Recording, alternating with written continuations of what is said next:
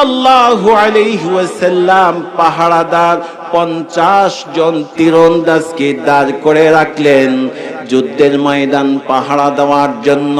সেই যুদ্ধের ময়দান আজও আছে না নাই?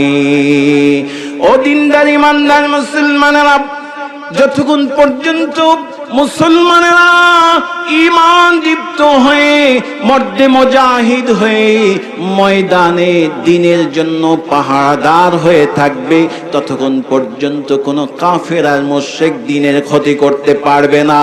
আর মুসলমানেরা জিহাদের কথা ভুলে গিয়ে দ্বীনের অতন্ত্রী পাহারাদার না হয়ে যখন শুধুমাত্র মসজিদে তাসবিহ টিপবে, পিছন দিক থেকে কাফের আর মুশরিকরা ইসলামের 12টা বাজা দিবে, এই নামাজিরা টেরও পাইবে না। কথা কর। এই জন্য দ্বীনের জন্য প্রত্যেকটা নামাজিকে মুজাহিদ হতে হবে।